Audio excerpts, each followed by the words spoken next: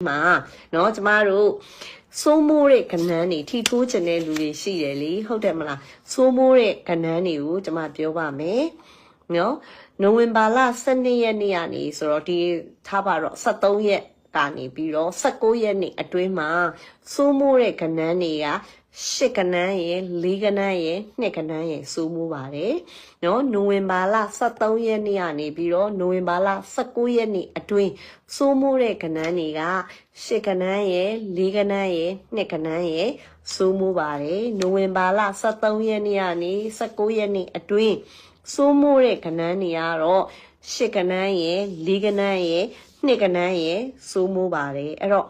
နိုဝင်ဘာလထီထိုးလို့ကောင်းတဲ့ရက်တရားလေဒီကာလမှာသိမရှိဘူးသီလားเนาะဒါပေမဲ့နိုဝင်ဘာလ14ရက်နေ့ကထီထိုးလို့ကောင်းတယ်နိုဝင်ဘာလ19ရက်နေ့ကထီထိုးလို့ကောင်းတယ်ပေါ့เนาะအဲ့တော့တကယ်တော့ထိုင်းထီထိုးမယ်ဆိုရင်နိုဝင်ဘာလ14ရက်နေ့ကထီထိုးလို့ကောင်းတယ်နေ့ဖြစ်တယ်ပေါ့เนาะဒါလေးကိုလည်းเนาะဒါထီထိုးခြင်းတဲ့လူတွေเนาะထီပေါက်ကန်ရှိကြပါတယ်တော်တော်များများမှာအခုလိုကြာသတိအပြောင်းလဲဖြစ်နေတဲ့ကာလမှာဆိုလို့ရှိရင်တော့ထီပေါက်ကန်ကပို့ပြီးတော့လေ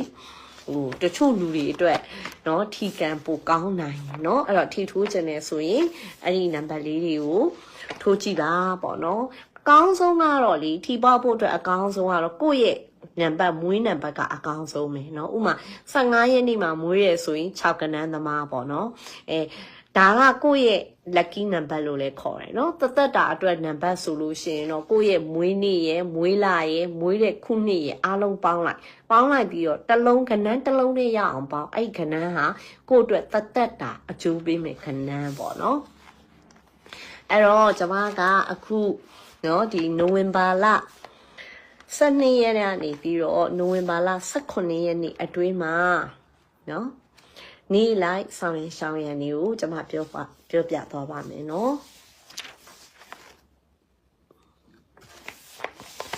နိုဝင်ဘာလ12ရက်နေ့ပေါ့နော်နိုဝင်ဘာလ12ရက်နေ့ဟာဘာနေ့ကြတယ်လဲဆိုတော့ဗုဒ္ဓဘုနေ့ကြတယ်ပေါ့နော်ဗုဒ္ဓဘုနေ့ဟာနော်ဆွေမျိုးတွေတိုးပွားစေတဲ့မာတင်ကယုံနဲ့နော်စင်းရဲပင်ပန်းခြင်းကိုဖြစ်စေတဲ့ရက်ခါတာရုပ်ရတဲ့နေ့ဖြစ်တယ်ပြောမယ်ဆိုလို့ရှိရင်တော့နေ့သိပ်မကောင်းပါဘူးเนาะမနက်တနာရီနဲ့58မိနစ်ကနေပြီးတော့ည7နာရီအတွင်းဟာအမှန်ကာလဖြစ်တယ်ပေါ့เนาะအဲ့တော့အချိန်ခါမကောင်းပါဘူးဗုဒ္ဓဟူးနေ့စနေနေ့ကအချိန်ခါသိပ်မကောင်းဘူးအဲ့တော့ကိုအောင်မြင်စီလိုတဲ့ကိစ္စတွေကိုလှုပ်ဆောင်မယ်ဆိုလို့ရှိရင်တော့နော်ဗုဒ္ဓဟူးနေ့ဟာတိတ်ပြီးတော့အချိန်ခါမကောင်းတဲ့အတွက်ဂယုစိုက်ပါလို့ကျွန်မပြောချင်တယ်နော်ဗုဒ္ဓဟူးနေ့မှာမလှုပ်ဖဲနဲ့နောက်နေ့ကောင်းတဲ့နေ့မှာလှုပ်ပါလို့လေကျွန်မတိုက်တွန်းချင်တယ်တကယ်လို့အခုအင်္ဂါနေ့ပေါ့နော်အင်္ဂါနေ့ဆိုလို့ရှိရင်တော့ဒီမှာကျွန်မတို့ရှိမှာတော့ဒီ17ရက်နေ့ကျမတို့ရှိမှာတော့ဒါအင်္ဂါနေ့ညဖြစ်ပြီเนาะဟိုမှာဆိုလို့ရှိရင်တော့12ရက်နေ့ဖြစ်ပြီเนาะအဲ့တော့ထားပါတော့12ရက်နေ့မှာလက်ပွင့်ကံပွင့်စေတဲ့အယောင်ကတော့အဖြူရောင်ဖြစ်ပါတယ်အရက်မျက်နှာနေနဲ့ဆိုရင်တော့အရှိမြောက်အရက်ဖြစ်ပါတယ်เนาะရွပွားပူဇော်ရမယ့်ခါတာကတော့တန်ဖို့ဒီခါတာပဲဖြစ်ပါတယ်လှူဒန်းမယ်ဆိုရင်တော့နဝင်းစွန်းလှူဒန်းနိုင်ပါတယ်ဒါပေမဲ့အချိန်ကနေသွားပြီเนาะအဲ့ဒါကြောင့်ဒီနေ့မှာဆိုလို့ရှိရင်တော့เนาะ49ရဲ့အဋိဌာန်လုပ်နေတဲ့လူတွေကတော့49ရဲ့အဋိဌာန်ကိုဆက်ပြီးတော့လုပ်ပါเนาะဒီနေ့မှာစပြီးတော့ကန်ညက်နေတယ်ထင်လို့เนาะရေဒီယာချိန်မယ်ဆိုရင်တော့မနေ့ဖြန်စပြီးတော့เนาะကျွန်မပြောတဲ့ရေဒီယာလေးကိုဆောင်ရကြည့်ပါလို့ကျွန်မတိုက်တွန်းပါတယ်เนาะနိုဝင်ဘာလ23ရက်နေ့ကတော့ချင်းမြင့်မြောက်စားခြင်းခံရတတ်တဲ့အမာဒယုံနဲ့ဥစ္စာပစ္စည်းတွေကိုဆုံးရှုံးစေတတ်တဲ့မုတလာယုံရထားတဲ့နေ့ဖြစ်ပါတယ်။ရှောင်းရင်အမှောင်ကာလကတော့မနက်တနာရီ38မိနစ်ကနေပြီးတော့မနက်2နာရီနဲ့25မိနစ်အတွင်းအမောင်ကာလဖြစ်တယ်လို့နေ့တနာရီ30ကနေပြီးတော့ညနေ3နာရီအတွင်းကလည်းအမောင်ကာလဖြစ်တဲ့အတွက်အချိန်ခါမကောင်းပါဘူးเนาะအချိန်ခါမကောင်းတဲ့အတွက်အောင်မြင်စေလိုတဲ့ကိစ္စတွေကိုလှုပ်ဆောင်မယ်ဆိုလို့ရှိရင်တော့73ရက်နေ့ကိုရှောင်းပါလို့ကျွန်မမြစ်တာနဲ့တိုက်တွန်းပါတယ်ကံပွင့်လက်ပွင့်စေတဲ့အယောင်ကတော့အညူရောင်ဖြစ်ပါတယ်เนาะအရက်မျက်နှာနေနဲ့ဆိုရင်တော့အရှိရက်ဖြစ်ပါတယ်ရုပ်ပွားပူဇော်ရမယ်ခါတာကတော့ဂုံတော်ကွန်ချာ ဖြစ်ပါတယ်ဂုံတော်ကွန်ချာနဲ့ဒါရဏပရိတ်ကိုပူဇော်ပါလို့ကျွန်မကမေတ္တာနဲ့တိုက်တွန်းပါတယ်လှူဒန်းမယ်ဆိုလို့ရှိရင်တော့နဝင်းစွန်းကိုလှူဒန်းပါတကယ်လို့ကြာသပတေးသားသမီးတွေအနေနဲ့ဆိုရင်တော့မနေ့ဆက်မှာဒီကျွန်မပြောတဲ့နော်ကိုကန်ညက်နေတယ်လို့ယူဆရင်ကန်ညက်နဲ့ကန်ပွင့်ရရာကိုခြေလို့ရပါတယ်နော်နိုဝင်ဘာလ14ရက်နေ့ကတော့နော်မနက်ပိုင်းမှာတော့ကာနာယုတ်ရတယ်ကာနာယုတ်ဆိုတာကသူကဆင်းရဲခြင်းကိုဖြစ်စေတဲ့ကာနာယုတ်ပေါ့နော်ဒါပေမဲ့မနက်2နာရီနဲ့နော်2မိနစ်အလွန်မှာတော့သိတိယုတ်ရတယ်နော်အဲ့တော့ကျွန်မခုနပြောတယ်လေနော်ထီကန်ဆန်းမယ်ဆိုရင်နိုဝင်ဘာလ14ရက်နေ့ဟာသိတိယုတ်ရထားတဲ့အတွက်ထီကန်ဆန်းလို့ကောင်းတဲ့နေ့ဖြစ်တယ်လို့နော်ကိုယ့်ရဲ့ငွေကြေးဆိုင်ရာအောင်မြင်စေလိုတဲ့ကိစ္စတွေကိုလှုပ်ဆောင်မယ်ဆိုလို့ရှိရင်လေနော်သိတိယုတ်ရထားတဲ့အတွက်နိုဝင်ဘာလ14ရက်နေ့ဟာလှုပ်ဆောင်တဲ့နေ့ဖြစ်တယ်ပေါ့နော်ရှောင်းရံအမှောင်ကာလကိုတော့ကျွန်မကဂယုစိုက်စီချင်ပါတယ်ရှောင်းရံအမှောင်ကာလကတော့မနက်3:30နာရီကနေမနက်2နာရီနဲ့2မိနစ်အတွင်းကရှောင်းရံအမှောင်ကာလဖြစ်ပါတယ်ဒါအပြင်မနက်10နာရီနဲ့30မိနစ်ကနေနေ့12နာရီအတွင်းကအမှောင်ကာလဖြစ်ပါတယ်နော်အဲ့တော့နေ့12နာရီနောက်ပိုင်းမနက်နော်10နာရီနဲ့30မတိုင်ခင်ဒါတွေကလှုပ်ဆောင်လို့ရတယ်ပေါ့နော်ကျမကတော့နော်ဒါသိတိယုတ်ရထားတဲ့အတွက်ကိုအောင်မြင်စီလိုတဲ့ကိစ္စတွေလှုပ်ဆောင်မယ်ဆိုလို့ရှိရင်တော့နိုဝင်ဘာလ14ရက်နေ့မှာလှုပ်ဆောင်သင့်တယ်လို့ကျမအနေနဲ့အကြံပြုပါတယ်ကံပွင့်လက်ပွင့်စေတဲ့အယောင်ကတော့အနီရောင်ပဲဖြစ်ပါတယ်နော်အနီရောင်နဲ့အဖြူရောင်ဖြစ်ပါတယ်အယောင်2ရောင်ရှိပါတယ်ကျမကတော့ဒီလိုကာလမှာနော်အယောင်ကျမကတော့အဖြူပဲဝစ်စေချင်တာပေါ့နော်ဒါကျမဝစ်စေချင်တဲ့အယောင်ပေါ့နော်အဲ့တော့အဖြူတချို့ကလည်းအဖြူမကြိုက်တဲ့လူတွေရှိတယ်လीနော်အဖြူမကြိုက်ဘူးဆိုရင်တော့အနီရောင်ဝစ်လို့ရပါတယ်အရင်နှစ်နာအနေနဲ့ဆိုရင်တော့မြောက်ရက်ဖြစ်ပါတယ်နော်ရုပ်ပွားပူဇော်ရမယ့်ခါတာကတော့တန်ဗုဒ္ဓေခါတာနဲ့ဂုံတော်ကွန်ချပဲဖြစ်ပါတယ်လှူဒန်းမယ်ဆိုလို့ရှိရင်တော့နဝင်းစွန်းကိုလှူဒန်းနိုင်ပါတယ်နိုဝင်ဘာလ15ရက်နေ့ပေါ့နော်နိုဝင်ဘာလ15ရက်နေ့ကတော့ပစ္စည်းဥစ္စာတွေကိုကုံဆုံးစေတတ်တဲ့လုံမကယုတ်နဲ့နော်နေ့နနက်2နာရီ32မိနစ်အလွန်မှာတော့သေဆုံးခြင်းကိုဖြစ်စေတတ်တဲ့ဥပါဒယုတ်ရထားတဲ့နေ့ဖြစ်ပါတယ်ပြောမယ်ဆိုရင်တော့တနေ့တာလုံးအချိန်ခါမကောင်းပါဘူးဒါကြောင့်အရေးကြီးတဲ့ကိစ္စတွေလှုပ်ဆောင်မယ်ဆိုရင်တော့မလုပ်သင့်ဘူးလို့ကျွန်မအနေနဲ့အဲ့လိုပဲအကြံပြုလိုပါတယ်เนาะဒါကြောင့်လေတနေ့တာလုံးအချိန်ခါမကောင်းတဲ့အတွက်ဖြစ်ပါတယ်เนาะစနေနေ့ဖြစ်တဲ့အပြင်တနေ့တာလုံးအချိန်ခါမကောင်းတဲ့အတွက်အရေးကြီးတဲ့အလုပ်တွေကို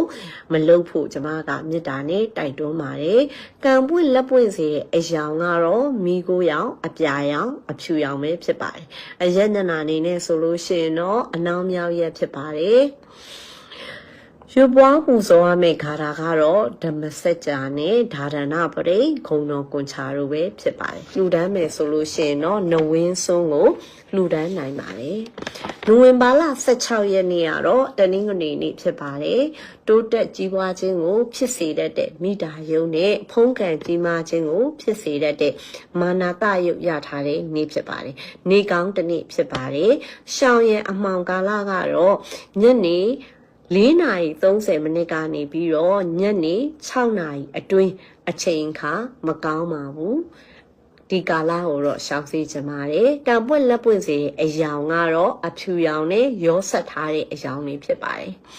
အရက်ညနာအနေနဲ့ဆိုရင်တော့အရှိမြောက်ရက်ဖြစ်ပါတယ်လှူဒန်းပူဇော်မယ်ဆိုရင်တော့နဝင်းစွန်းကိုလှူဒန်းပူဇော်ပေးပါရွတ်ပွားမယ်ဆိုလို့ရှိရင်တော့ပရိတ်ကြီးဆက်သက်တုတ်ကိုတနေ့တာလုံးပရိတ်ကြီးဆက်သက်တုတ်ကိုပူဇော်သင့်ပါတယ်နိုဝင်ဘာလ18ရက်နေ့တနင်္လာနေ့ကတော့ပျက်စီးဆုံးရှုံးခြင်းတွေကိုဖြစ်စေတဲ့ဝစီရယုတ်နဲ့မနက်9နာရီနဲ့34မိနစ်အလွန်မှာတော့အရိုက်ပုတ်ခံရတဲ့မုကရယုတ်ရထားတဲ့နေ့ဖြစ်ပါတယ်ပြောမယ်ဆိုလို့ရှိရင်တော့နေ့တိတ်မကောင်းပါဘူးမနက်3:30နာရီကနေမနက်2နာရီအတွင်းမနက်9နာရီနဲ့34မိနစ်ကနေပြီးတော့မနက်9နာရီအတွင်းအချိန်ခါမကောင်းပါဘူးအဲ့တော့အချိန်ခါ မကောင်းတဲ့အချိန်ကိုရှောင်ပြီးတော့เนาะကိုယ့်ရဲ့လှုပ်ဆောင်စရာရှိတဲ့ကိစ္စတွေကိုလှုပ်ဆောင်မယ်ဆိုလို့ရှိရင်လေဂယူဒီဇိုင်းနဲ့လှုပ်ဆောင်တင်ပါတယ်တကယ်လို့အရေးကြီးတဲ့ကိစ္စတွေဆိုလို့ရှိရင်တော့เนาะနိုဝင်ဘာလ18ရက်နေ့ဟာမလုပ်ပါနဲ့လို့ကျွန်မအနေနဲ့အကြံပြုချင်ပါတယ်။ကံပွင့်လက်ပွင့်စေတဲ့အရာကတော့အဖြူရောင်ဖြစ်ပါတယ်။အရက်မျက်နှာအနေနဲ့ဆိုရင်တော့အရှိရက်ပဲဖြစ်ပါတယ်။ရွှေပွားပူဇော်ရမယ့်ခါတာကတော့မေတ္တာသုံးနဲ့ဂုဏ်တော်ကွန်ချပဲဖြစ်ပါတယ်။ကတ်လူပူဇော်မယ်ဆိုလို့ရှိရင်တော့နဝင်းဆုံးကိုကတ်လူပူဇော်ပေးပါ။အဲ့တော့နိုဝင်ဘာလ18ရက်နေ့ထိကျွန်မဟောသွားလိုက်မယ်နော်နိုဝင်ဘာလ18ရက်နေ့ကလည်းပစ္စည်းဥစ္စာတွေကိုကုန်ဆုံးစေတတ်တဲ့ဓွာချရုပ်နဲ့ဖုံးခံကြီးမားစေတတ်တဲ့ကေတုရုပ်ရထားတဲ့နေ့ဖြစ်ပါတယ်အကောင်းအဆိုးရောထွေးနေတဲ့နေ့ဖြစ်ပါတယ်ရှောင်းရင်အမောင်ကာလကတော့မနက်3:30နာရီကနေမနက်2နာရီအတွင်းနဲ့ညနေ3နာရီကနေညနေ4နာရီနဲ့30မိနစ်အတွင်းကတော့အချိန်ခါမကောင်းပါဘူးရှင်အဲ့ဒီအချိန်ကာလကို